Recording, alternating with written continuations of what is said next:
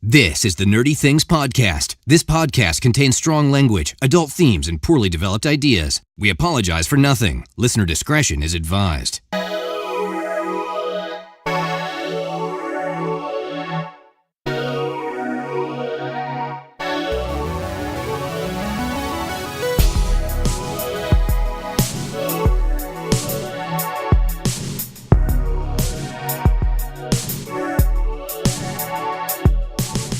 Hello, everyone, and welcome to episode 34 of the Nerdy Things Podcast. I am one of your hosts, Kevin. I am joined, as always, by Jules. Hi, Jules. Heyo. And by Tim. What's going on, Tim? What's up, bruvs? Oh, God, I hate you so much. Not much. Not much at all. Yeah, it feels weird. I'm back in my recording space away from y'all. Like, I forgot how to use all the things for a week. I don't know, when I was gone over there. And I came back and I was like, oh shit, how do I record again? And yeah, I mean, if you haven't listened to 5 minutes ago, I realized that my mic was not connected. My mic stand was not on my desk. I had to scramble to get all this done. Not only that, but we're just trying new stuff this week. We're trying to record video. We have no idea if it's going to work. I'm actually looking at myself on my screen and my mouth is not moving with my mouth. So that doesn't bring me good hope that this is going to work. But it's fine. So yeah, we're all trying new stuff today. This is all new. Yeah, last week we did record the entire podcast on video as well. That is up on YouTube for everyone to see, so you can see our ugly mugs and Jules. But yeah, that was pretty neat. We all hung out it was fun for time. a week in Boston. I kind of want to talk about a few things that I noticed in Boston that was kind of weird. If nobody's gone from a Texan to going to the northern region, there was a lot of American flags. That's something I told Kevin right off the bat. I was just like, why does everybody have an American flag? And you would think over here in Texas that would be the case as well, but like no, not at all. There's where? Oh, they were on. I don't know. I just noticed them everywhere. Like he's not wrong. About it. So we passed like 4 different car dealerships, which I get. But as he's saying this to me, and I'm about to defend it, he says, "Look, there's even one on the street sign." And of course, there was one of those little 6-inch American flags, just I was like, what the hell? Hacking taped to the top of this street sign. And I just looked at him and I went, "Yep, you're right," and I couldn't defend it. That's super weird because I've been all over the country a fair amount, and I've never noticed an excess of American flags here. That's so strange. No, yeah, it's something I think we're desensitized to it. I maybe think we don't even notice it, but they're on the front of every other house here. Super weird. I was kind of just looking out the window the whole time because I wasn't driving, and that's pretty cool. And every other house I was looking out the windows too, but that was the windshield, and I was driving. Yeah, maybe that's it too. Maybe you notice a whole lot more when you're the passenger. I feel like I drive most places I go, so. Yeah, but there's not that many here in Texas, and even then we have the Texas flag too, which is kind of weird now that I think about we have a Texas flag.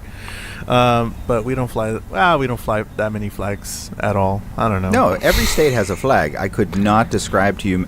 It's got a bear. Massachusetts state flag, I believe, has a bear on it. Is a bear? I thought it had a woman, like Justice or something, like a sash with Justice. Justice. I thought so. No, it does. You're right. I think I'm thinking of California. That's the one with the bear. Yeah, that makes sense. California. Yeah. Kevin thinks he's from California. See? I wish I was in California. That's what it is.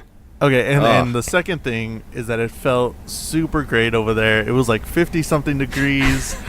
Oh my goodness. It was the best kind of weather ever. And if you're in Texas, I'm sorry, and we all need to move up there because it felt so good. And I'm dying over here now. I am sweating. Yeah. Until 3 months from now when it's 10 degrees and then you change your tune. I'm totally cool with that. I went to college in Denton, and it snowed frequently. Well, no, infrequently, I guess, but it was super cold, and I really enjoyed that. I'd rather have that than freaking humidity. You weren't the jerk that had to shovel all that snow, were you? Oh, no, I don't shovel No, shit. See, yeah, it lasts about 10 minutes, and then you're like, oh, right, I can't use my back anymore because I have thrown it out 4 times in the last 10 minutes. That's what apartment living's all about, right, Kev? That's exactly it. I don't have to do a thing. I don't even All have right. to shovel off my car. I just have to shovel off enough to see and then back out, and I'm done. Yeah, I used to live in a place that had a covered parking garage. That was the dream. I lived in the 5th floor of a old warehouse building or old mill building, a loft apartment. So it was like not just the 5th floor. It was like being way up on the 5th floor because they were all double levels. So when it snowed and got crazy, I would just look outside at the miniature people and just say, there's no way it's a foot of snow down there. I mean, I'm just up here in my tower, warm and cozy, and there's my car, all covered in the garage, and everything was glorious. It was wonderful. What a jerk. Shut up. So yeah, like we were saying, I visited Boston last week. Go check out the video on our Nerdy Things podcast. Just look up Nerdy Things Pod on YouTube. You can find our YouTube page there, or you can go to nerdythingspod.com and you can find everything that we do. You can go to our Patreon from nerdythingspod.com, get some merch, go to our YouTube, listen to our podcast, and read some articles that Tim's been writing. They're pretty cool. I suggest that you go there and read all that. So nerdythingspod.com is where we want you to go and check out all the different things that we're doing, and it's pretty cool. We're just making a lot of stuff. Just go check it out. It's pretty cool. If you like our podcast and you want us in other forms of media, that's where you can do it. We have an iTunes review, which is pretty cool, by Austin Colin. I can't read all of the title because my phone sucks. Love this podcast. Great discussions. Informative, maybe? ? This is a great podcast for people who take refuge in pop culture, the arts, and entertaining discussion. Kevin, Jules, and Tim work really well together, and the conversations are always interesting and informative, especially for someone like me who doesn't always have time to keep up with culture news. I really enjoyed the last episode, especially the discussion about the PewDiePie controversy and the new iPhone and other Apple products. As a co-host of a political podcast, it's nice to take a break from the news and listen to something just as interesting, but much less depressing. Thanks, and keep up the great work, guys. And Austin from the Dumb All Over podcast, and we're fans of their podcast as well, so go check them out. They're a political podcast, but it's definitely entertaining as well. So yeah, thank those guys for leaving us an iTunes review. You can leave us an iTunes review as well. 1 to 5 stars, 5 stars preferably, and we'll read it on the podcast. Go tell your friends, go tell your mom, your brother, your enemies as well about the podcast, because it really helps us out a lot and really helps get the discussion going. We have a lot of discussions on our Instagram, Facebook, and Twitter at Nerdy Things Pod, at Nerdy Things POD, and we got a lot of people talking about a bunch of nerdy stuff, and that's super cool. That's kind of our goal. We want people talking about all the things that we talk about. And wherever you're comfortable. Yeah. We're all over the place without being all over the place. We're everywhere, and we're not. We're everywhere. Hey, guess where I am? Where are you? I got a movie pass. Nice. Very nice. I didn't get it yet. That's why you've been seeing all the movies? But I ordered it yesterday. It hasn't come in. But I gave in. Kevin used it, and you can use your AMC Stubs card with it. And that was the tipping point right there. All of the other inconveniences are overcome by the fact that I can earn points while not paying. Oh, cool. So there you go. Everybody get a movie pass now. I'm on board. I used it to go see American Made, that Tom Cruise movie the other night. It was decent. It was an adequate Tom Cruise movie. As most of them are. I'd give it a couple of stars out of 5. Oh, okay. That's not how we rate movies, but okay. A handful, you know. That's not our scale from somewhere scale between 2 and 3. Dark Tower to Guardians of the Galaxy. That's really how we normally rate things. Anyways, yes, it was definitely Dark Galaxy. So let's get into the news. About all the news. Let's do it. It's time for the nerdy news. Nerdy news. At 6 o'clock. So, unfortunately, we're going to start with a little bit of sad news. Maybe, depending on who you are. So this week we had Hugh Hefner and Tom Petty both dead. Sad news. Yeah. Sad news.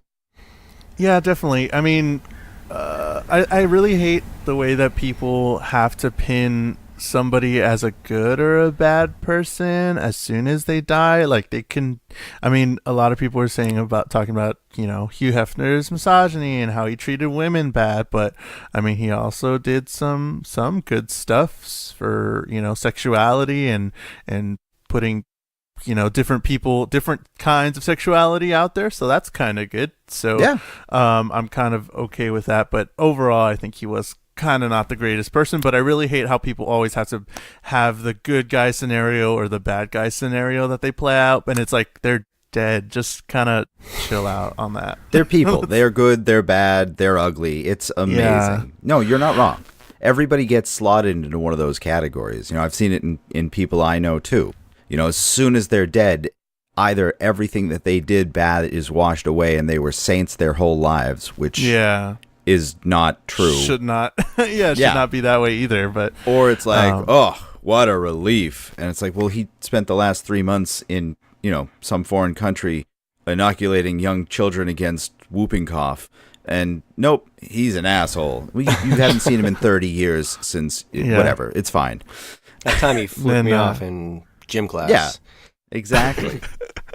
Yeah, I mean, I didn't exactly render my opinion on Hugh Hefner post-mortem, let's put it that way, so I don't feel too bad not feeling bad about that. Sure. But Tom Petty made good music. I don't really know much about him as a person, but good music, good musician. That's sad that he's gone. Sad that they're both gone to some degree, but less so with one. Sure. Yeah. And Tom Petty, kind of shitty the way that it happened during the day, because if you were following this kind of story, Rolling Stone put out that he was in fact dead, and they put that as their story, and nobody, you know, bothered to check, I guess. And his daughter came out on Instagram talking shit about Rolling Stone, and she's like, no, he's still alive. He's just, you know, what is it? What did he have? Cardiac arrest, and he was just there with family and friends. And then she's like, how could you? Fucking Rolling Stones. Like, oh, man. So, like, for the whole day, he wasn't really dead. And then, you know, he finally passed away. But it's like, man, everybody had mixed signals and all that. And that's kind of shitty. Yeah, it was pretty funny to see the LAPD, like, put out like a walk back on Twitter that he wasn't dead, and they had to rethink like the whole thing. Awful situation. And then he actually died, and I felt bad. Yeah, I was like, oh man, that's awful. What a way to go, though. Yeah, really. Went down with a story and a tale being spun about you every second. Yep. Yeah, which, you know, is great when you die like that and you're famous and you get a tale and you get someone like Jared Leto to play you in a movie like Hugh Hefner did. Or Jared Leto did to Hugh Hefner, because it was not long after the death that we get the announcement that Jared Leto's been cast to play Hugh Hefner in a biopic that's coming out soonish. Yeah, so I don't know. This is a giant. I don't get why. Giant. Why? Who cares? Hugh cares. Ha ha ha. This is a Hugh giant. Who cares for me? Because A, not a, you know, Hugh Hefner fan. B, kind of over Jared Leto. I mean, there's a lot of hype around him. He's a great musician, apparently, great actor, supposedly, but I haven't been super impressed with much of anything. And he was not a great Joker around much hype, and so I'm kind of over him. I'm just whatever. The only reason I'm interested in this at all is because of the timing of it. Like, it just seems like Hugh Hefner isn't even cold yet, and they're already mining his estate for everything it can give them by putting out this movie. I don't know. I imagine this had to have been in the works well before his death. Probably, yeah. Sure, yeah. But the timing of this was just not a great way to announce this. Not ideal. Well, I mean it's Hugh Hefner. I mean, he was an opportunist himself, so you know what? Let's let it go flip-flop the other way.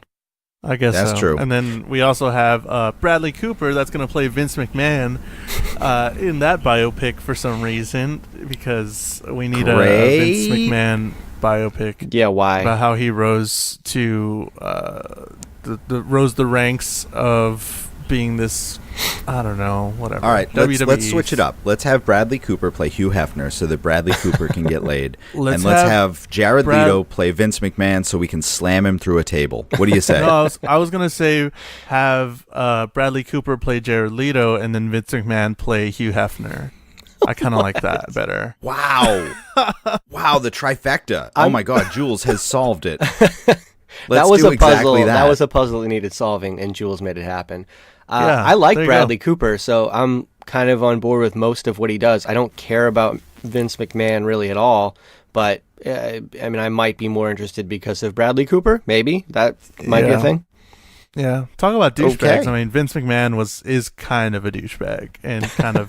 I mean, he plays the character because WWE he had to play the character, but I'm almost certain in real life he's kind of a douchebag. So Yeah. we'll see. I'm curious to see how they play him, and if it's WWE doing it or the WWE network doing it, because if they do it, he's gonna have full control over it, and he won't play it that way. But I don't know if it's like a regular movie or something. He might not have a whole lot of. I don't know. I could care less about both of these. No, I'm over it. Speaking of Jared Leto and movies, recently it has come out that apparently DC doesn't care at all about continuity. Nah, Sort of. No, I mean, this is the type of thing where I kind of get where they're starting from on this, but I don't get where they're going with it. They want to give the directors the freedom to make the movie they want to make and not have to worry about tying each individual detail in and making sure that they all line up. And that's called telling a story, though, DC, just so you know. If you want to have characters that are in multiple things, those characters should be consistent and they should be able to just kind of fit in. If you want to have something else, do something else. You cast different actors every time. That'd be really cool. Like, how cool would it be to get 3 Batman movies with 3 different Batmans, and you, like, each one is just set in a different world, but they're all connected, and you just have to kind of go with it. That would be fucking awesome. But don't tease me. Don't do this to me. Don't do this. My heart has been Not broken like so this. many times. Not like this. I don't need 3 Batmans. I'm not even sure if I need 1 Batman at this point. Nah. Pick something. Well, with Ben Affleck coming out and saying that a lot of the criticism for Batman v Superman was, well-founded, I don't know that we're going to have 1 Batman soon either. Oh, Listen, God. Batfleck will say what Batfleck wants to say. That's the position he holds in Hollywood presently, okay? So And he's out again. And he's back in. yeah, who cares? Let's just bring George Clooney back, please. Oh, Come on. gosh. Right, guys? George Clooney? So No. all right, let me ask you guys, because I don't think we've ever actually discussed this. What? Let's say Ben Affleck's fine as Batman. I mean, we really don't Okay. know. Yeah. I mean, I thought the movie wasn't good don't. enough to test him. We can't tell. But yeah. if you were gonna pick a Batman, think about the potential Batmen out there. Who would you pick? Sure. But that's the thing. Batman can be any, reasonably good-looking buff dude because he wears a full bodysuit and a mask. If you're talking actors, I could name a million that could play him. It depends on what age you want to portray him as. But that's We not could go that's not what we do here, Zac Kevin. Efron. Oh gosh. I mean, no, hold it. Seriously, hear me out. Zac Efron, jacked, jackass, Batman. He would be the douchiest Batman. That's ever. exactly how it should be, though. No, There- there should not yeah, be a douchey yeah. Batman. That Batman would be like, "Listen, bro, I will take you down, bro." No, Bruce Wayne would be like, whoa, I don't even know, man, which is perfect. But as Batman, who gives a shit? He just chews some gravel and you beat up a bad guy. You're calling it a day. No. There's no way Zac Efron could play Batman. Next, try again. Who you got? Yeah, who next? I asked the question. I don't have an answer. Oh, I was just I gonna only say The ask Rock. questions when I don't have answers. The Rock. I'm just going to throw The Rock in Gosh, everything. of course, The Just Rock. because. Yes, Yeah. let's. The Rock as Batman. I love it. Let's do it. Fuck John it. Cena Have him take and over Kevin everything. Hart. Oh no. Yeah. Alex Pena. I don't know.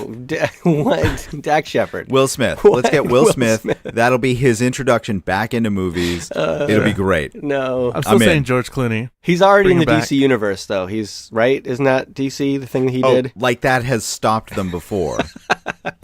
Please. I was setting you up for that one. Yeah, they just have no continuity. Come on.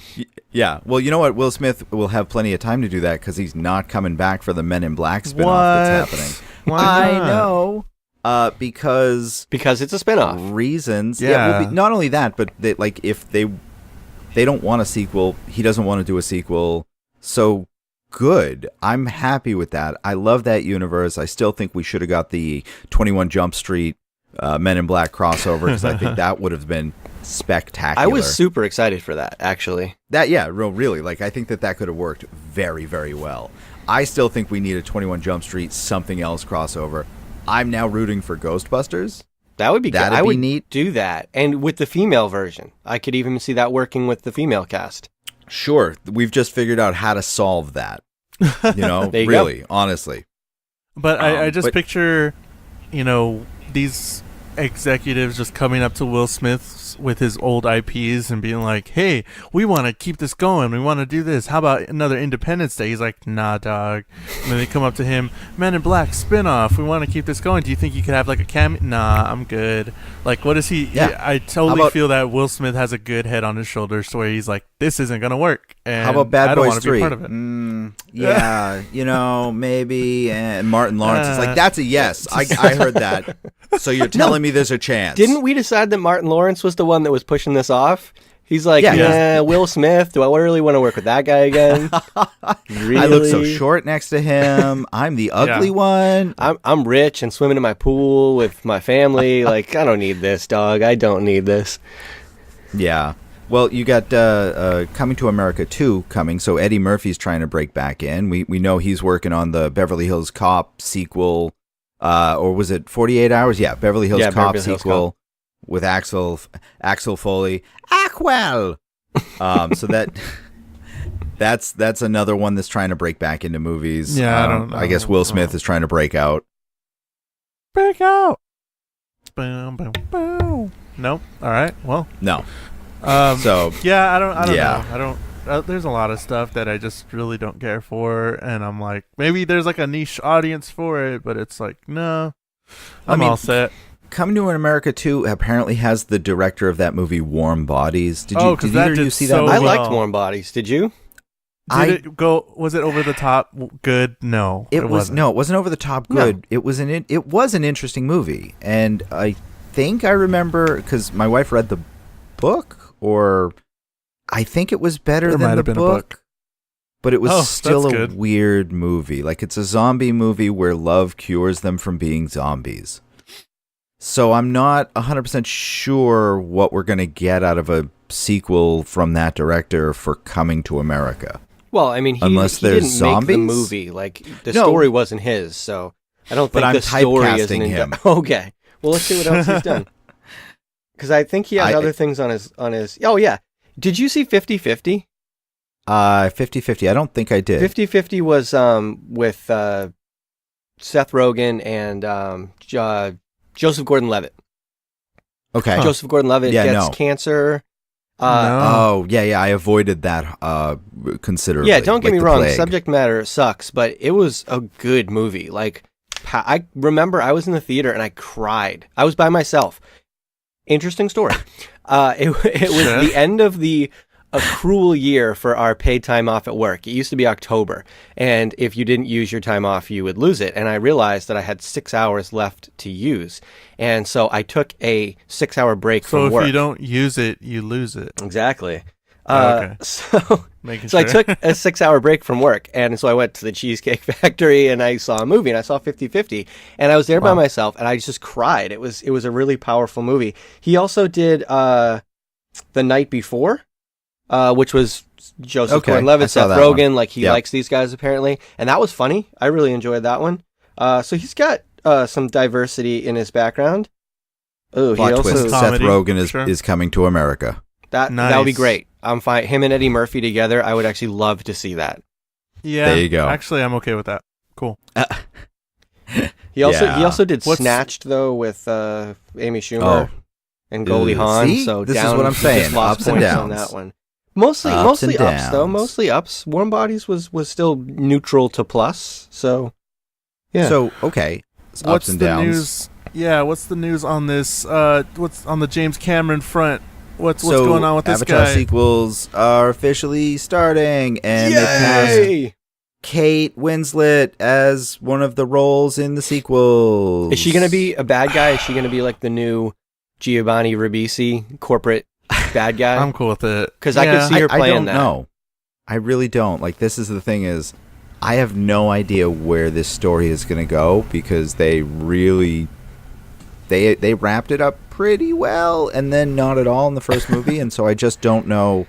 It could go anywhere, and it could go nowhere with all 17 of these sequels that cost $1 billion each. No, not $1 billion another... each. We did the math on this last week. Come on. Even I remember that.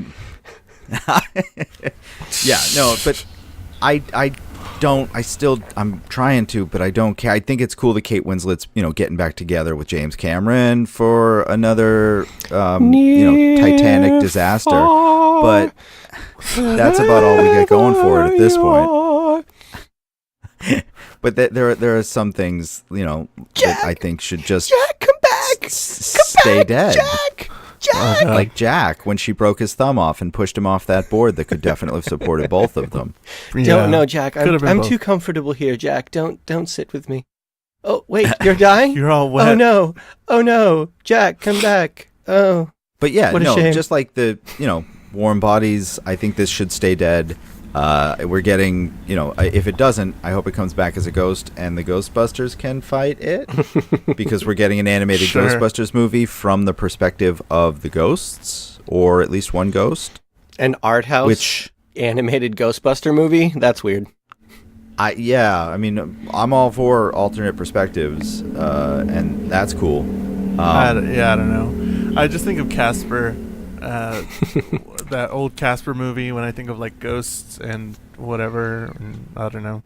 As long as it's just Slimer. Like, I just want it from Slimer's perspective. No one else. That's the only one. That's fine. But if it's just some dude and he dies and becomes like this horrific ghost, or becomes not a horrific ghost, neither of those stories interest me.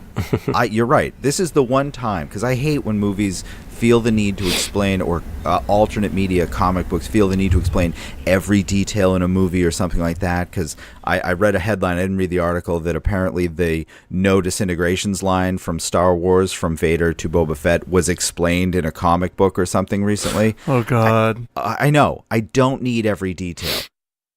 I need Slimer's background. I need to know who he was, what he did, why he is the way he is.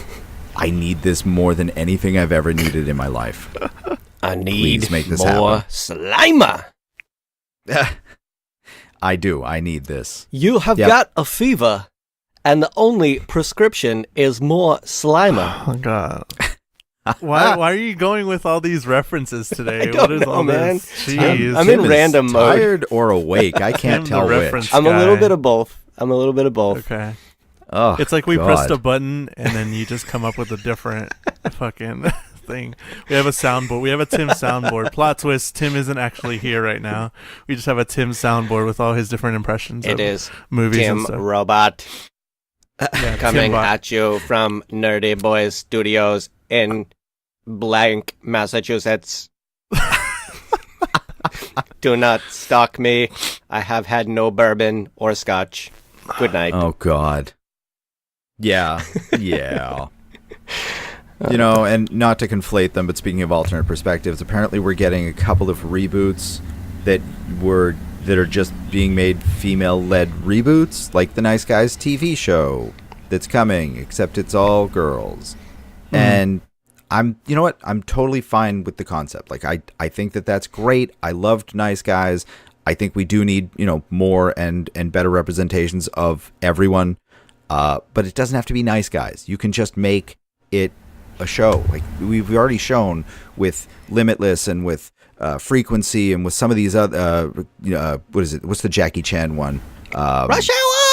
Rush Hour. That people aren't just going to watch this because it's named after something else. Give us a good show. Is it going to be called Nice Gals? I don't know. I'm honestly, if it is, then why? Then there's no like it's not Nice like, Guys. But if it's like not, then it's they came out and they're misleading. like, people are sick of reboots. We shouldn't do reboots anymore. Wait, what if we did reboots and made them from male to female? Then everybody will love us. That will go over really well. What? People love that. And then now everybody's doing it. Let's have 75 of them. Because that'll make it cool automatically. We don't need to be creative. We just need to go, let's flip the gender. It'll be awesome. No, and I mean, that does happen where one studio will do something and then another studio will either catch wind of it or independently think it's a great idea and do the same damn thing to release it about the same damn time. We got this with the Battle of the Sexes movie with Steve Carell and what's-her-face? Yeah, sure. And then the another studio is doing the one Borg versus McEnroe with Shia LaBeouf. And I, in my mind, honestly had put those two movies together and was trying to explain to my wife this movie, and it didn't work. Well, I can tell you what the difference is. There's a song that was written for the Battle of Sexes movie by Sarah Bareilles, and it's fire. Everybody should go listen to it. It's awesome. Oh, God. All right, I'll give that. I love Sarah Bareilles. Yeah, Sarah Bareilles is my favorite. Turn that up. I up. just listen to her on loop. Like that's crank freaking tunes, dog. Hate you guys. Yo, DJ, throw me that Sarah Bareilles, please. Listen, listeners, don't ignore them. Ignore them. Don't be all like, I'm a guy and I listen to this music. Rah. No, Sarah Bareilles is awesome, and it's this not even new about song that. is just just awesome. Good. It's awesome music. Are you kidding me? I have no idea who Sarah Bareilles is. I'm not. You refuse to know. It's very easy to know, and you refuse to know.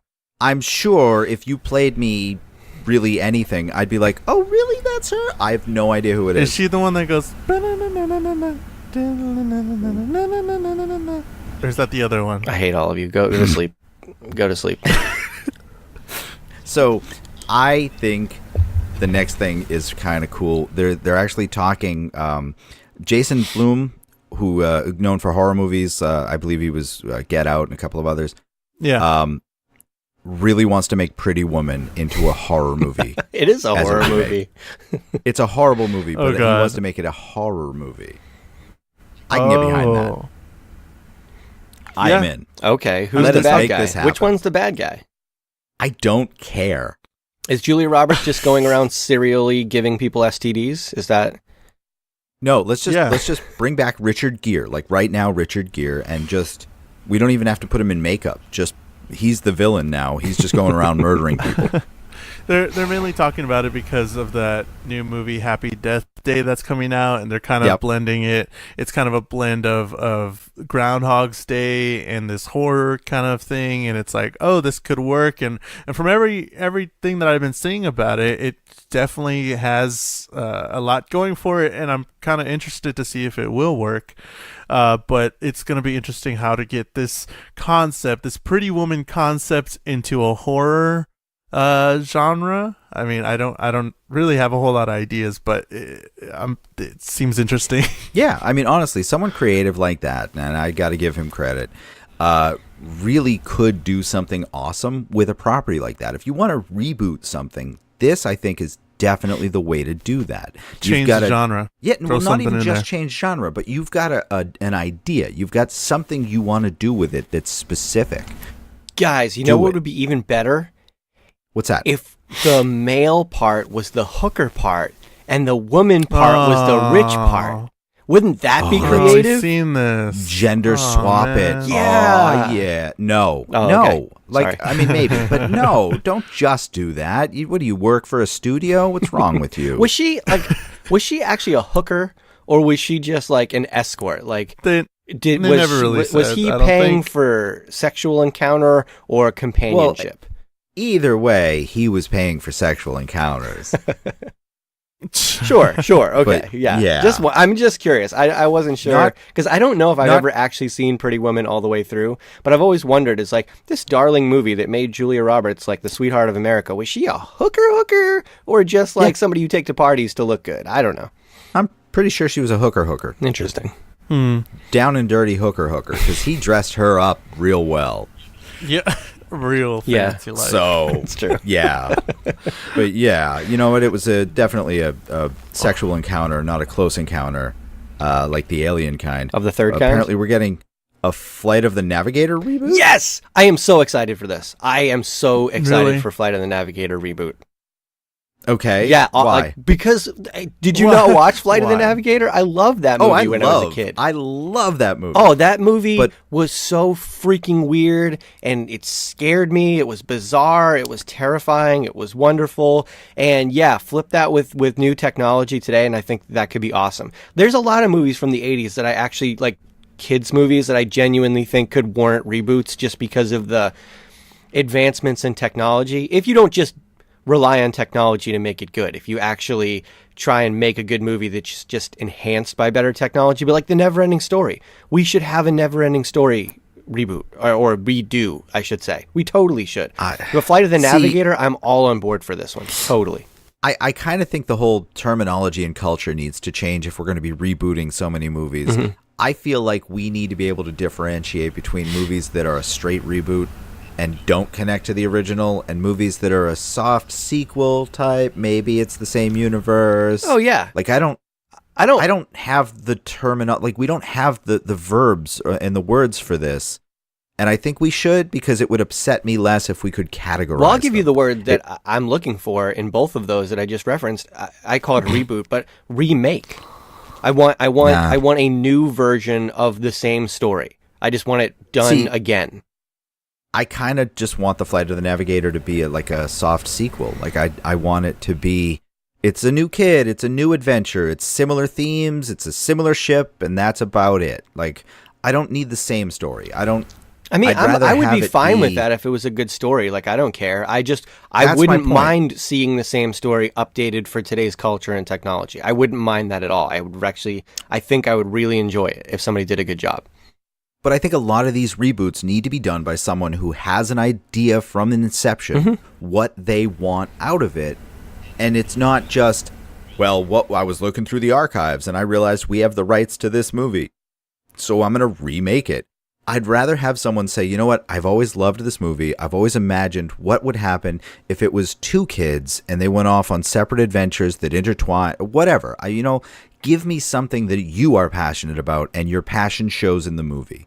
Give me something you're making for money and that also shows in the movie. Sure, I agree with that 100%. I think that this should be someone's idea who's a creator, not the studio's idea. Like if Peter Jackson went to a studio and said, I want to redo the Neverending Story, that is the kind of thing I'd be looking for. Or when a fucking studio grabs some kind of random movie rights, kind of like what Paramount Pictures did with the upcoming Sonic the Hedgehog movie, right? That I'm kind of excited about. Of course you are. It has Deadpool director Tim Miller executive producing. We have Neil Moritz. I don't know, man. I really want this to be. Guess good, who won't be I'm on seeing this Sonic this? hype train now. No, we got to do a Sonic. I can't see it. I'm I made gonna a sweeping declaration. Do you guys I'm gonna not remember? I mean, I don't care if we do an episode on it, but I'm going to see it either way. Look at this cute little hedgehog. He's so cool. He is, and he's got a little But, fox thing with maybe two tails that might be able to fly. We'll have to see. Yeah, we don't know. She kind of hovers. She, he, they, whatever. I think it's a he, judging by the cartoon. It's a they, I think. But Paramount Pictures grabbed Sonic the Hedgehog movie, and they're going to be bringing the hedgehog to the big screen because it's been doing so well in the video games. But no, really, I don't know. I'm kind of hyped for the video game. We'll see what happens with that, and if it does well, sure, why not bring an animated CGI-esque video game character to life? Why not? Sure. It's not like it can be any worse than any other video game movie that's been out there. Sure. Yeah, the bar is pretty low, so I'm totally okay with that. Universal Pictures, somebody make the Zelda movie so I can see these other ones, please. Make the Zelda movie, yes, fine, so that we can shut Tim up. I do think that if we got like a Red Dead Redemption movie and they just made it a really cool Western with awesome themes like the game, that would be a really cool video game movie. But they'd have to sink the money into it and just make it a Western. Can Jeff Bridges be in it then? have it. Well, of course, it's a Western. Thanks. And it would just happen to be a video game movie. Like, I think that's a good way to do it. They've released the trailer for Red Dead Redemption 2, which is coming, which I never played the first one, but these are games I know I should love. I just don't have the time to play them. You know, amazing, it's brilliant up my alley. Open world. Yeah. Everybody loves it. The Red Dead Redemption 2 is coming way late, which it's been in the works for I don't know how long, but this needed to come out a long time ago. But I mean, I don't think fans are mad. I think they're just happy that it's finally gonna happen, and everybody's in Rockstar. I think. I think they've been like, definitely pushing them. Like, we see we see your other games. What about Red Dead Redemption? Because there's like this huge cult following for this one game, and it's like, all right, well, finally, cool. Well, if you look back in history with Rockstar, we got a Grand Theft Auto game every year up until they discovered microtransactions, and then we haven't had a single game since, because it's been 4 years now. Since, I mean, people are still Grand playing Theft Auto 5. Yeah. Well, that's such a big game. People it were has so playing much 4. replayability. I think video game fans, by and large, as much as sometimes they're painted as being impatient people, if a studio makes a really good game, they're really okay with waiting for it. I mean, Nintendo fans wait 4, 5, 6 years, 7 years between installments of Zelda or Mario games sometimes, and as long as the game's good, video game fans will wait. We'd rather it be done right. You get way more bad press for releasing a game that's essentially beta that needs to be patched, or you need to buy DLC to make worth it, than you do for taking 5 years to make the game right. But Sonic the Hedgehog. What's that? Also, Sonic fucking sucks. Yeah. All right. Okay. Have you guys heard anything about Player Unknown's Battleground? PUBG, Jules has talked about it like 7 billion times. It. Yeah, I mean, that's a game everybody's fucking playing wish I could play. Everybody's playing it. It's apparently still in alpha, so this is one that is the opposite of what Tim is talking about. It is released before it's released, but apparently it's still spectacular. There may be a PlayStation version of it, because it is on Xbox, but it's exclusive to the Xbox One. So they're. I don't know if it's on Xbox yet. I mean, it was gonna be Xbox exclusive. Coming, yeah, exactly.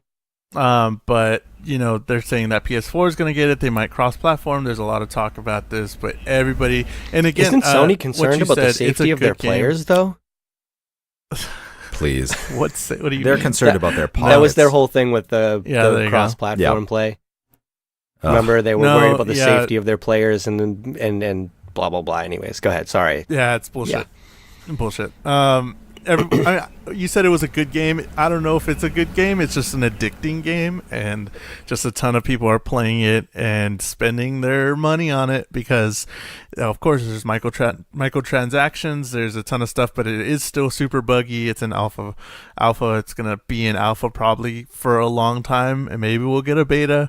But they're adding more stuff in. They're adding things in, and they're not fixing the problems, and that's the gripes that are going on right now. Yeah, that's a problem. Like, the sound is really bad. Like, you have to have it up to hear the footsteps, but then whenever you shoot a gun, fucking loud as fuck.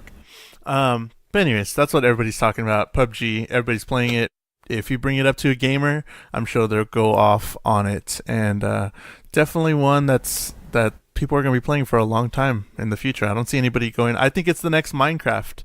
I could say that because it has so many people's attention, and it did knock off all the games that, Twitch has a ranking system of who's playing what and how many people are playing what.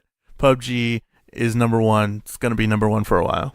Hopefully, it'll give people something to do in between now and when Rick and Morty Season 4 releases. Oh, man. Because the season finale was this past Sunday, and it's apparently going to be forever before we see any more, although there's a fan theory that we may get a Christmas episode.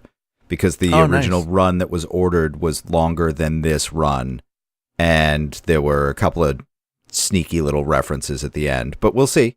But apparently McDonald's is bringing back Szechuan sauce for one day and one day only, October 7th. Certain locations, there's certain to be riots.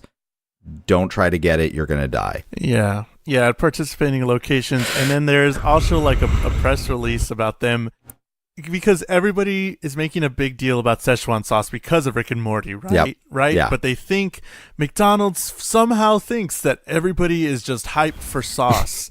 So now at participating locations, they're going to have posters for sauce. If you look up this sort of thing, I heard it in another podcast, but they're going to have posters for their different sauces, and they're going to be talking. There's a huge press release about talking about all their sauces and hyping up their sauces, and it's like, no, McDonald's, I don't care about your goddamn barbecue sauce. It's the same thing. Talk about being out of touch. Come on. Yeah, it's like we like the Szechuan sauce because of what fucking Rick and Morty was about. Yeah, but honey, mustard. Yeah, there you go. But yeah, McDonald's is so out of it. It's like, no, what are you doing? We don't care. And giving us movie posters for fucking sauce? No. Wasabi.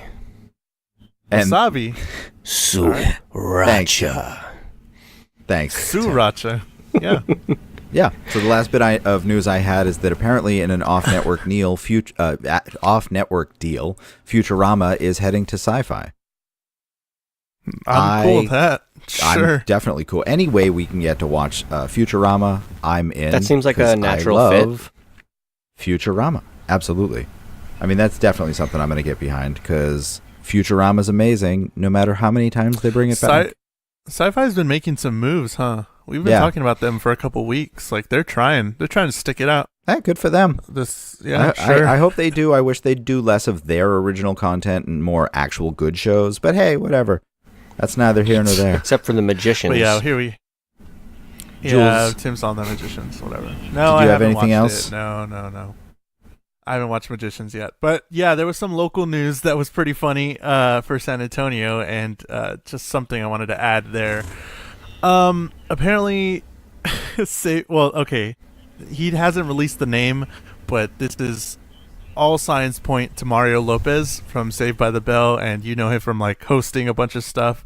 But apparently he tried to come here in San Antonio yesterday, I think, and he tried to get free food from a local chef and a local place, and they said no, and he was kind of rude about it. So here's the Facebook post from Jason Dady and about this caller, this celebrity that he's not going to name, but he made some references later that said it was most likely 99% Mario Lopez. So he said in his Facebook post yesterday, I typed it, deleted it, retyped it, deleted it again, driving me bonkers. A certain celebrity called Range tonight. Range is the place that he works at, asking for a free meal in exchange for a single Instagram post promoting it. Quote, "We'll put you on the map," unquote. We called back to decline and literally got hung up on. My wife, brother, and PR team thankfully convinced me to delete my response, but wow. I mean, think about it. Googled it, net worth $16 million and wants a free meal. Don't ask, won't tell. But this is beyond mind-blowing, even in today's social media-driven marketing. If I get 1,000 likes, maybe I'll put him on blast. And he has a ton more than 1,000 likes. But, yeah, I mentioned it yesterday, and I got some people talking about it. Even our favorite listener, William, commented on it. But I don't think I was clear on what I meant by it. Like, this Instagram posting and posting on social media marketing is a thing. I just wanted to bring that to everybody's attention because people were posting about this particular article and were like, what is an Instagram post to so-and-so or whatever? It's literal marketing. People are paying hundreds of dollars for a celebrity to post one post about a product, and using the hashtag ad, they can do that because that was a whole thing back in the day when they were trying to get Instagram to be a monetized thing, or social media monetized at all. Twitter posts, Facebook posts, all those can be monetized if you use the hashtag ad, and it's totally okay. That's what I wanted to bring everybody's attention to. Now, the way he went about doing it, I completely agree, is the douchiest and worst way to do it, to just call up a random chef from the town that you're going to and say, hey, can I get a meal? I'll post it on Instagram. Like, no, you don't do it that way, and that's kind of a douchey thing to do. Yep. I don't know. So I totally agree with everybody. I don't know. I'm kind of like, I'm don't get me wrong, like the way he responded was douchey, but if you want to get a free meal and you're a celebrity and you, instead of just asking, because a lot of times celebrities will go into a restaurant and expect to be comped.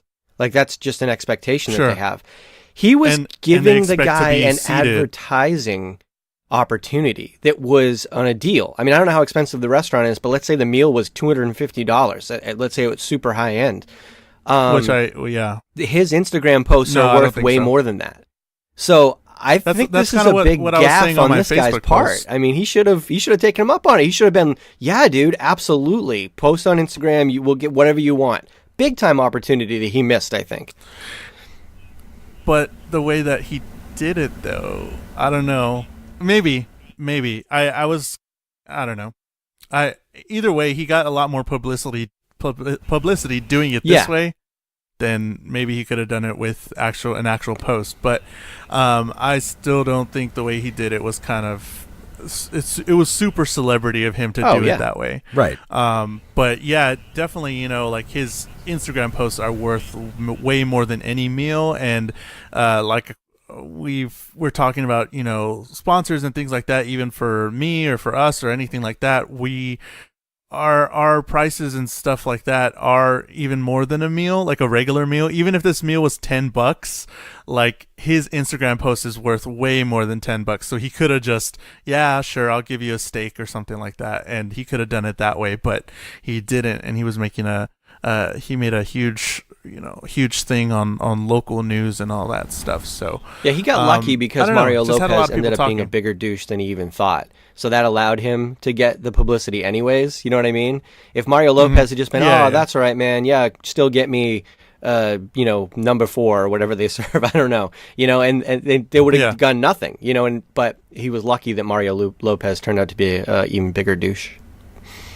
Yeah, for sure. So yeah, that was something that was interesting, and I don't know. This is kind of a discussion. I mean, if you want to talk about it, I know William was vocal on my Facebook about it, but if you want to talk about it, this kind of weirdness, because it couldn't go both ways a little bit, go ahead and tweet at us at NerdyThingsPod, and we'll talk to you on there, or find us on Facebook at NerdyThingsPod, or Instagram. You can send us a DM and all that. NerdyThingsPod at NerdyThingsPod. Perfect. So it's I think that's it for the news. It's time to get into the main topic. The main topic. Huge topic. So this week, trying to come up with that main topic, I was racking my brain trying to find something. I mean, we thought about maybe doing Halloween-themed October and horror movies and monsters, and I came across something on Reddit. Yes, Jules? Yeah, I was going to say, like, I thought about that idea, and I was like, yeah, that'd be a good idea. And then I looked at Twitter, and every podcast is doing some like Halloween thing, and I'm like, you know what? Nah, I think everybody's got enough of that. Exactly. So, I want to do a Halloween episode when we get later into October. Sure. I want it to release just before Halloween. That's cool. We have some good ideas for that. We're going to work towards that. But while I was on Reddit, I subscribed to a subreddit called Shitty Kickstarters. And I wanted to talk about a lot of the stuff that happens there, because scams and all of this stuff, they fascinate me. They're like conspiracy theories that you can watch unfold. It's absolutely amazing, especially on Reddit, and especially in this subreddit, because people will actually go out of their ways to prove that these Kickstarters are never going to happen, or to find the products that are being sold elsewhere for, on AliExpress or any of these other websites where these products are made, and then this guy is just silk screening a logo onto it and trying to sell it to you as a brand new thing, which is completely outside of what Kickstarters should be used for. You should be trying to, start a business or give a product or make a song, or like this is something you should be doing to give people a reward that they wouldn't otherwise be able to get. And I just think that some of these people are total assholes for trying to scam, total morons who think that they can do a lot more than they can actually do, or some combination thereof. And originally Tim and I talked, and I was going to try to pitch these to you. I may still try some of these, but I don't have good examples to try to fool you into picking good or bad ones. Don't try and fool us. Sure, Just pitch them. Just believe in it, Kevin, and then we'll rip you apart. All right. I'm looking at one right now. That's super funny. It's a super detailed and fully hand-drawn character poster that he's asking. The goal is 3,500, but this is all made in Photoshop or Paint or something. This is not hand-drawn at all. No, and this is exactly it. Like this is the type of moron you're going to find on Kickstarter. And I'm using Kickstarter as sort of a blanket statement. It's like Xerox and Scotch tape. But I'm including in this Indiegogo, GoFundMe, and a bunch of others. And I don't mean that to be derogatory to any of them. And in all honesty, I have backed several Kickstarters that are amazing. Sure. When people who do it right, Kickstarter is exactly what you should be looking towards. You know, I almost did a Kickstarter myself. It may still come in the future. There's maybe a card game that I worked on with Matt, who, if you listen to the podcast or watched us last week, you've already met. We'll talk more about that at some point in the future with any luck. But I figured I'd kick it off with the one that got me so excited. And I just want to read a little bit of this to you and just get your reactions on this. Let me know if you would pledge to this guy.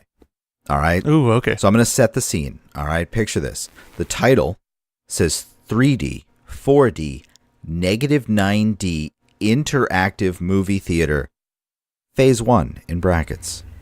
Oh, fuck yeah. Phase 1, I could get on the ground floor? Absolutely. Hell yeah. Phase Can 1. you run those Right, D's by me one more time?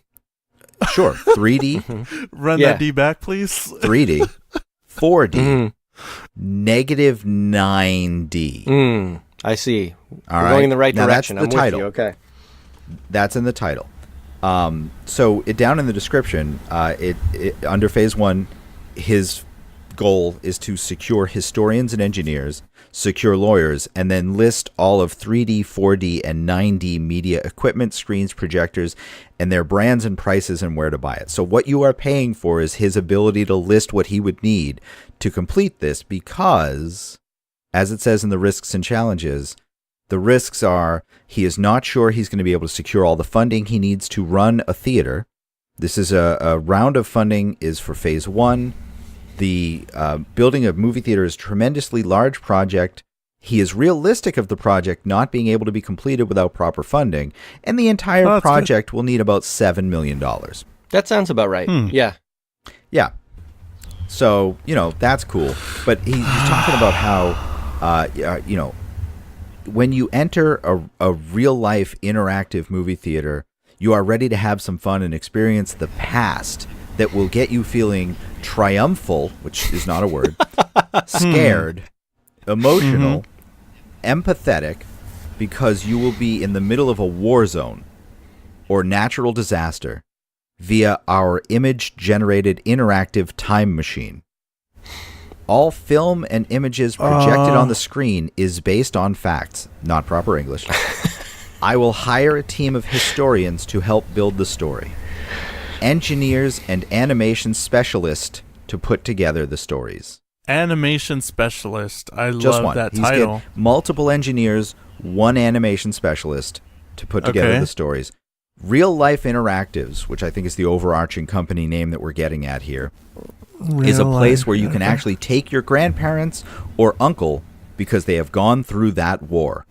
Now, I just want to pause here and point out oh, boy. PTSD is a very real thing. And a lot of people do suffer for it. And, if you want to donate, there are plenty of places. I'll put one in the show notes. It's something that people suffer from. It's a horrible experience when someone has a traumatic experience like that for them to be triggered. So, great.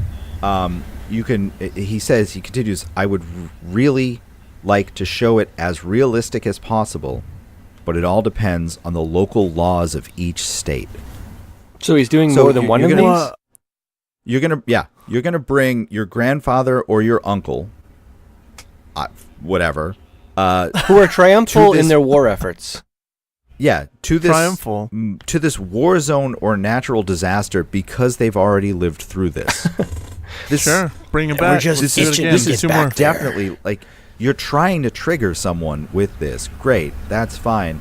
But like, how realistic is it that the laws of each state are going to come into? Are you shooting people? Exactly. How far is it going to go? What is this? I'm still confused on this negative 9D. You're taking it back. Yeah. To where they've already been. That's going to be super realistic, apparently. But where does it start? Where does it end? Where did you come from? Where did you ends go? Where did you come from? Cotton Eye Joe. There you go. And he says he will build the first building in New York or anywhere we can find the perfect building for this project. New York So I'm confused. or Idaho. Are you building this building or are you finding a building?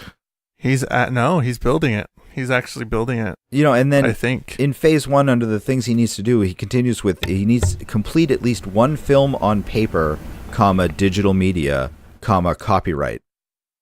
Trademark if needed or possible. Get the films ready to bring it to the interactive screen. And then he needs to find a theater or commercial space to rent and then hire theater space builders and get bids. If funding is there, then we'll be paid for and complete. So, I mean... We'll be paid for and complete. He's only asking for $25,000. I thought he needed $7 million. No, this is phase 1, Tim. Did you not miss that? Did you not catch that part? Oh, yeah. This is phase 1. Where is the extra $7 million going to come from, though? I want to see some of that first. You got to go in phase... You gotta go in phases. That's he actually hopes that this project will be completed by 2018. This phase of the project. I think this is a scam. No, I don't know if you guys have picked up on this yet, but like, if he can only raise $25,000, how could he possibly dream to get to $7 million? And if I've already given my $1,000 to contribute to the $25,000 and he never gets past stage 1, well then I'm out $1,000. That sounds like a scam to me. Yeah. So you're saying you wouldn't back this? Well, I'm a skeptical. Because I like the idea. Pretty interesting. Like, I love the idea of bringing Vietnam vets back to Vietnam because everybody's clamoring for that. But everybody. Yeah, like I've never talked to a Vietnam vet that didn't say, "I wish I was back there right now." Right. Every one of them. So, like, I like the idea and the whole negative 9D concept. I mean, obviously, we all know that that's where the future is, but I'm a little worried that he really just wants my money and he doesn't have an end plan. Now, here's where it gets a little ballsy, all right? Oh, boy. That starts now? Yeah, now we're going to kick it up a notch. So the pledges, right? It starts off, you can make a pledge without a reward, and that pledge tier, that suggested level, at least from Kickstarter, is $10. So if you make a $10 pledge without expecting a reward, great. There you go. You've given him $10. Hey guys, for $10, you can be on our show. Throwing it out there. That's true. That's a physical, tangible Patreon.com/nerdythingspod. However, for $1 pledge or more, which is a separate thing than the no reward tier, for a $1 pledge, you will not only get updates on the project at every phase, but you will get your name on a plaque somewhere. What? Oh, shit. What? Yeah. Yeah, so for so you dollar... can either pay $10... Right, for nothing, or a $1 for your name on a plaque. A plaque. I've always wanted my name on a plaque. I'm not an engraver, but I know you pay by the letter, so I'm sure this kid's going to lose money if this ever actually happens, but it's not. And here's why I say it's ballsy. He's not just trying to scam 250 people out of $100 each. He's trying to scam 25,000 people $1 at a time. And that's his only goal? That's his only one? It. Can you imagine one pledge if he tier. raised the $7 million and then he ends up basically not being able to complete it because he goes bankrupt, losing money on the thousands of $1 plaques? Just having the names printed up, like the theater echoes because the walls are just covered in metal. Yeah. Yeah, I can totally see this happening. Didn't calculate for all of these consonants in this name. Oh, no. This plaque cost me $30. This one here has the obvious hallmarks of not maybe a scam, but definitely someone who has no idea what they're talking about. That's a scam. However, that one's a straight up scam. How many people pledged on that one so far? None. Shocker. None at all. Shit. But well, like, here's the thing. That one, yeah, definitely screams scam to me. But there are plenty that keep getting funded. Like, there's one for high-tech laundry balls. Ooh. I don't know if you guys have ever heard of these. That you put them in your what is it? Your dryer.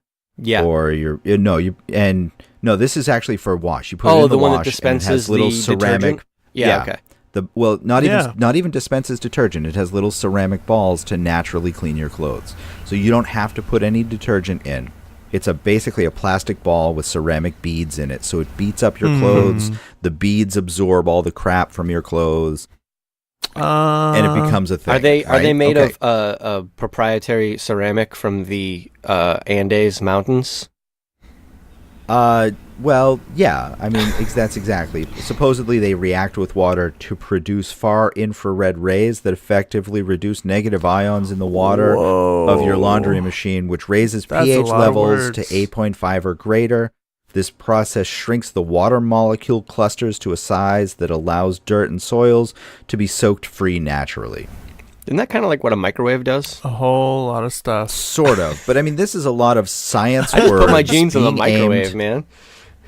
This is one that sort of flies under most people's radars. Like, this is something that if you can save money, if you can pledge like $20 or what, I don't even know what the pledge tiers for this one were because this one's been taken down repeatedly.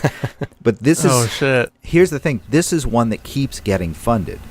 This is one that people keep pledging to. They keep getting the funding and then they never get what they wanted. Like, it never materializes. They found out how to game the system. If you pretend like you know what you're talking about. The 3D, 4D, negative 9D guy, he was just he wasn't really trying. He thought he knew what he was talking about, but this guy's stupid, so it didn't really come off that way. But if you use enough scientific terms, if we talk enough about the technology behind it, and you go into, well, here's how this actually works, and you get some diagrams in there, some pictures, show a video of some dude like throwing his clothes in the wash, and then like it animates to show what it's actually doing inside of it.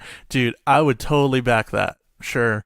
It looks like you know what you're doing. Yeah, but that's like exactly it. Like, this is the pinnacle of like those phone scams. This is geared specifically to soak people in. Washing machine, pun intended, and drain them of their money. It's effective. It works. It keeps working. And good on that guy. After good on that guy. Sure, for having cojones to just take people's money. Oh God, I'm offended. Fake products. Would you just like when I went to Boston? I'm getting a bunch of emails now saying like, "Oh, you have a bunch of deals," and I'm like, "Hey, I know you're fake, but I'll check out your deals. I'll see what you're offering me." Yeah, I know these are all fake, but if you're talking deals, you're talking. I always want to talk deals. So. Let's talk. You know who talks deals more than anybody? The President of the United States. He loves deals. Oh, best deals, worst deals, biggest deals. The dealest deals you've ever dealed. It's a deal. Let's get another shitty Kickstarter going. Oh boy. So throwing at me. Have you ever heard of solar roadways? Yeah. Yeah? Tim, what have you heard about solar roadways? Well, essentially, I don't understand it fully, but somehow you're going to make the road out of solar panels, and then that will provide electricity. I mean, isn't that essentially the gist of the thing? Is it the whole road though? I thought it was just the sides of the road. The sides of the road is something they're working on, and that's kind of cool. But the one Tim is talking about is the one I'm getting at. So if you do the math and you figure out if you could turn the United States highway system into even a mildly efficient solar panel collector, you could power the U.S. for the foreseeable future. There's just so much road that is going on that has, really, even with cars traveling over it, even with traffic and everything, this could definitely work. Oh, it could solve all energy problems. We could all have free energy. Yeah, really, woof. Why wouldn't... I mean, where we're going, we don't need roads. That's true. So if the cars were flying true. over it, all the better, because the roads are now more exposed to the sun. Perfect. Yeah. I mean, this is the type of thing where really, if you do this right, if you're going to, do that, build into these solar panels some sort of emitters, you could have lane closings marked on the markings of the road. You could have, lines that would change traffic patterns based on the time of day. So you could have HOV lanes for high occupancy vehicles. You could have, anything. You could have it melt snow. Kevin, I think if it what you're collects trying a little to say bit of is energy. that the possibilities are endless. They are almost limitless. They are limited by our imagination. Right. And that is basically where this is going to live because, spoiler alert, glass is slippery. What? And if it rains even a little bit, all of a sudden you can't drive on a glass roadway. It's the weirdest thing. Because the solar panels rely on getting as much sun to them as you can, and you can't do that if it's a rough surface because then they're not getting that sun. So that doesn't sound it's like real science. Problem. And yet this is another one that keeps getting funded. Well, because it sounds like such a good idea. I mean, on its face, if you don't have an understanding of how solar power works, you're like, wow, this is the idea. Yeah, absolutely. I mean, not everybody's technically minded, but this looks like the idea of all ideas. But the other side of this, though, is that the guy that started this also got a grant from the government in the tune of like $2.3 million to explore this. Oh, honey, sweetie baby, no. Oof. And then took it to Kickstarter and doesn't have real working prototypes that can function the way that he's describing. Thanks, Obama. And it just keeps going. Like I'm looking at this back from 2014 and I am still hearing updates on this. Yeah, I remember seeing a video on Facebook about this, actually. Yeah, exactly. It went around Facebook. Like this dude raised almost $2.3 million on Indiegogo. I know it was on Kickstarter at one point too. It's been everywhere, absolutely everywhere, and it just keeps coming back up. And this guy just keeps raising money, and then we've got a prototype in a parking lot, and great, but you're not driving on it, and your car cracked that one right there when you drove over it. So maybe don't do this. When they get damaged, the cost of replacement is going to be really prohibitive. How do you repave it? How do you deal with the wear and tear of cars driving over it? Like none of this is really satisfactorily addressed. It's all kind of hand waved away. Yeah. I mean, science stuff. I'm shocked, but not shocked that he got the money from the government. Yeah. Like, I am shocked, to a degree that, they actually took my money and gave it to this guy, and your money, and Jules's money, and took our money and gave it to this guy for an idea that, you would assume that there's a board for stuff like this, a review board, where they look at it and test its merits before they just give out government grants. You would think somebody on that board would have some scientific knowledge that would say this isn't gonna work for X and X obvious reasons. So I'm shocked that it got that far, but it's the government, so I'm actually not so shocked. They're just thinking too highly of it. They're like, okay, all this stuff, whatever, it's gonna work, all the things that it's gonna do well or whatever, and then one guy at the very end, he just raises his hand. He's like, what about when it rains? And then everybody just goes quiet. And it's like, but that guy didn't even raise his hand. That's the problem, because the money got through. That's what I'm saying. They're all thinking I'm not even going to pass this on to my people that make decisions. My constituents, I can say I was the man that saved the world by developing an energy solution. I will get reelected forever. It was probably some intern or something. Some intern was like, what about when it rains? I'm like, who fucking brought John in here? Get this guy out of here. John only goes to Clemson. He's not worthy of my opinion. Oh, sorry. Clemson. No, that was sarcasm. I have no issue with Clemson or anything. I could have picked University of Maryland. I don't know. Sorry, University of Losing Maryland. sponsors by the minute. Oh boy. Pick a school. Yeah, I there you don't go. care. This week's sponsor, Clemson. We said we'd use your name in our talk. We did. There you go. That was the buzzword. If anybody's going to come up with this, cherries, by the way, going though, nuts. it's going to be Yeah, there you Elon go. Musk. Like, let's be serious. This is not going to go through Kickstarter. This is going to be a variation of the solar roof shingles that Elon Musk is already putting on people's houses. So, Sure, but that's exactly right. Like that's a logical progression of what this is. You know, your roof isn't being driven over. Hopefully, it doesn't have a car on it. If it does, you got bigger problems. It's, you know, again, lots of space that is being not utilized properly. Right. That should happen. Like we should do that. We shouldn't do solar roadways.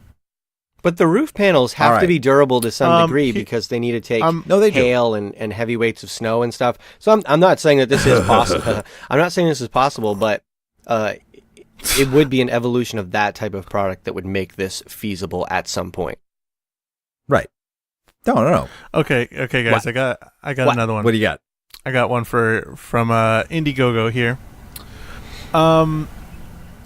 You know, during the work day, I visited y'all's work when I was up there, and you know, y'all are on y'all's feet for like a long time, like a couple, 12 hours, a really sometimes, long time. yeah. Do you ever want to just like recharge, meditate, or power nap somewhere, or just like take a big? I would, but I get in absolutely. really big trouble in when the I do day. that. This sounds They delightful. don't like it.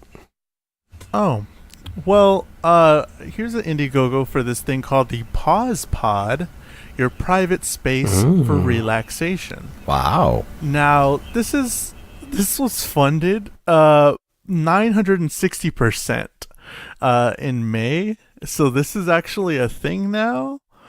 And $142,000 were raised for this thing, but it's basically a pause pod where you can you can carry it on the go. It's kind of like a satchel sort of situation here, and it's like a tent sort of thing for you to just relax in, and it's a smaller tent so you can go inside when you're at the office. You can just chill inside, or you can use it outdoors like an actual tent.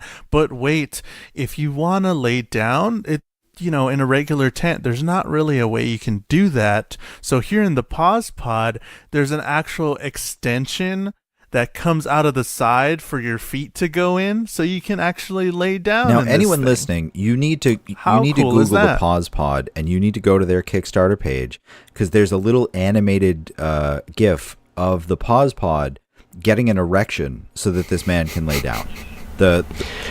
Yeah, it's the. Can I littlest just say thing. I was Look at that. preoccupied by something else while you were speaking, so I heard most of it.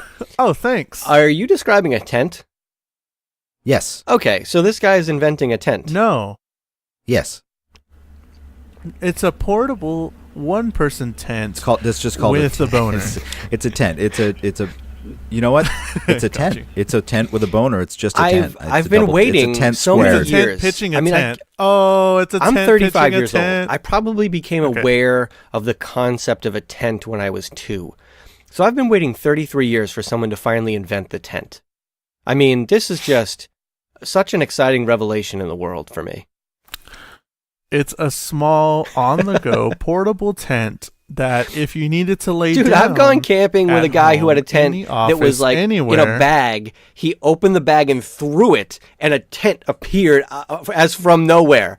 So Oh, nice. I don't know if I'm going to be impressed by a small portable tent that gets an erection. Right, but this one may be able to hide under a standing desk, because there's a smirking man looking at porn while hiding under a standing desk. Is this like I'm the assuming next it's porn. I don't know what else evolution you're of when doing. George Costanza had the carpenter build the space underneath his desk for him to take a nap? Do you remember that Seinfeld episode? Right? Yes, I do. This is it.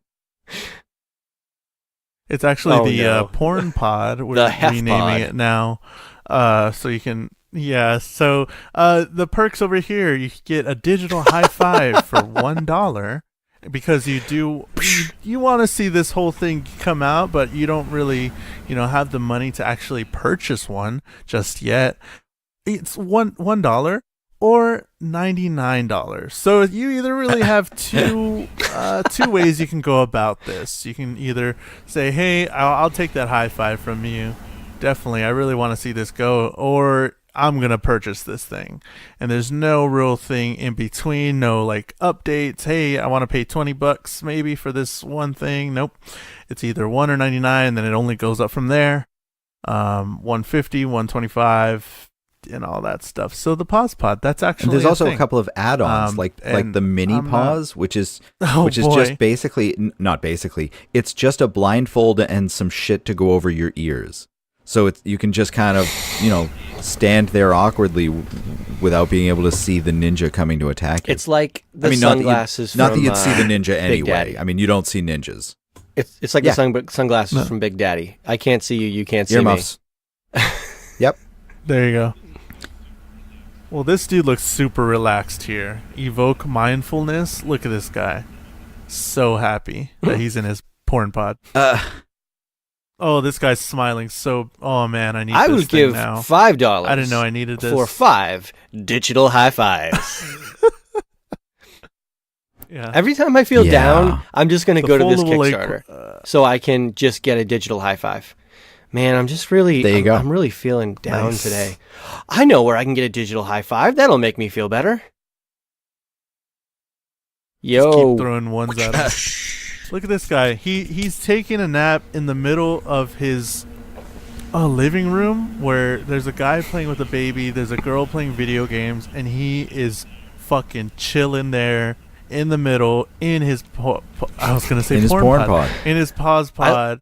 In his porn pod right next to the kid, and his legs are completely out in this little compartment. I love how they do the gender reversal there. That's a good bit of marketing. The guy's taking care of the baby, and the girl's playing the video games. Very clever on their part to be progressive. See, I love where their head's at on this. I'm definitely buying one in let me ask you a question. If I keep downloading dollars for my digital high fives, if I eventually get to 99, will I then get the pod?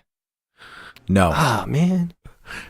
You would have to have chosen that. The email receipts. I mean, you may be able to contact. I don't know, but this has already been backed, so I'm not sure if they're taking. I guess you can order it, but it would be on back order. No, they are still accepting I still want that. Fantastic! I know that this was back in May. There was only one claimed. Only one person wanted this. I just had the best idea. Let's do a Kickstarter for digital high fives. There's no product. Just give us $10 and we'll give you a digital high five. I mean, that's the other side of these sort of Kickstarters. Hold on one second. IRL, I'm a good high fiver. Sure. But I mean, there are a bunch of Kickstarters I can attest to that. For other wacky and weird things that are not necessarily a scam. Like, there was a guy, Zach Danger Brown, who posted a Kickstarter for potato salad. And I got to tell you, I love this. I love this one. This is the other side of what Kickstarter should be. All right? And the description says, basically, I'm just making potato salad. I haven't decided what kind yet. And this dude does it right. He's got video updates like constantly. Pledged $1 or more. With your help, we'll be on the way to a successful potato salad. You'll get a thank you posted to our website, and we'll say your name out loud while making the potato salad. Yes, I'm in. Here's $1, my friend. $1 for you. You pledge $2 or more. You receive a photo of him making the potato salad, a thank you posted to the website, and he will say your name out loud. All right, and it just goes on. Like, there's a $3, $5, 10, 20, 25, 35, 50, and 110 pledge. The platinum potato for $110. Receive the recipe book, a shirt, a hat, a bite of the potato salad, a photo of him making it, a thank you posted to the website, and he will say your name out loud. I love this guy. I want some potato salad. How much? How much money did he end up making? He $55,000. What? Yeah, holy crap! Are you kidding me? No, but this is it. This guy is my hero. What's his name? Danger something? This is what it should be. Yeah, it was Zach Danger Brown. If you Google potato salad Kickstarter, it comes I'm right never up. gonna. I'm terrible This with is worth names. checking I'm out. never gonna forget Zach Danger Brown because he's my hero. I mean, the stretch goals at $250, he got better mayonnaise. At $300, he actually called a chef to get a better recipe. And at $350, hold on. That potato salad looks really good. I don't even like potato salad. At $350, he says he would make really way more potato salad and probably do a third recipe. Yes. He has a behind the I scenes actually video. love potato salad, so I have to Google this now. Shirt. I kind of want the shirt. $3,000 stretch goal. My kitchen is too small. I will rent out a party hall and invite the whole internet to the potato salad party. And really, anybody that pledged $10 or more will be allowed in the kitchen. Dude, this sounds a lot like our Patreon. I'm going to be honest. Right. Like this, this was perfect. I loved hearing this story. I think this is a great way to end this episode is with this guy. Sure. I'm on his Twitter right now. His Twitter profile picture is a headshot of him with a backpack on. I could just see the straps. He's at a Whole Foods. It's a grocery store. I'm pretty sure it's a Whole Foods because there's potatoes in the background, 2 different types. There's prices behind him. He's just making this goofy grin, and there's leaves falling on his head. Like, you know, when you take that picture where you throw leaves up? Yeah, I love it. He's in a grocery store. Looks like a Whole Foods or some sort of organic store, and the leaves are falling on his head. This is absolutely fantastic. Zach Danger Brown. Danger Brown. Columbus, Love Ohio. At ZT Brown. Amazing. On Twitter. He's very political. Yeah, so that was our... Yeah, well, I mean... it's the He's climate. Very political. Actually, he posts a lot more about politics than he does potato salad. I mean, it wasn't 2014, so he's had some time to get over it and use all that money, and I'm pretty sure the party's over. So those were our thoughts on some of the shitty Kickstarters out there. Do you have a favorite shitty Kickstarter? Do we miss any Kickstarters that you are a fan of, or quote unquote fan of? Go ahead and tweet us the links to all that good stuff at NerdyThingsPod on Twitter. You can email us nerdythingspod@gmail.com. Some of y'all like to do that. Definitely. Thank you so much. We appreciate any interactions you give us. You can go like our memes on Instagram at NerdyThingsPod as well, or find us on Facebook as well at NerdyThingsPod. All the same thing. NerdyThingsPod.com is links to everything that we do. Tim's writing articles. We have a Patreon where you can give us some money and you get some exclusive videos and pictures from us in Boston and some stuff that nobody's seen yet other than patrons, and they're pretty hilarious. It's very embarrassing to me, but that's okay. It's all for you guys. I'm going to be writing up an article for the website and for the Patreon about some of the other favorite shitty Kickstarters that I have come across in this, like the Secret Bracelet, CICRET, and the Coolest Cooler, which is very infamous. So check those out. Cool. Very cool. You can get merch. We all have shirts. We have pictures of us in our Nerdy Things Pod shirts. We have some pretty cool stuff. I was going to mention the hats. You can't see me. You will us. on the video. I'm pointing at my hat, showcasing my hat right now, because you can't have it. Okay. Yet. Yeah, one of my friends saw me in the hat. He's like, "Yo, where can I get one of those?" And I said, "Not yet, nowhere." But yeah, so we have all this cool merch. You can get mugs. You can get any size of T-shirt, baby clothes for Nerdy Things Pod for the nerd at home, the little baby nerd that you have. All that stuff. NerdyThingsPod.com. Go find us. Leave us an iTunes review if you like us. Go subscribe. All that good stuff. And yeah, I'd like to thank Adipsia for the use of his song "Friends Don't Live Friends." Go to TGI Fridays. You can hear more of his music at adipsia.bandcamp.com. He just released an album. I like the Imbue. album Imbue.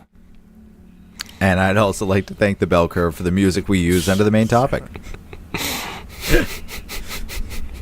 All right, we'll see y'all next week. Later. Thanks, everyone. Bye. Waving to the video audio.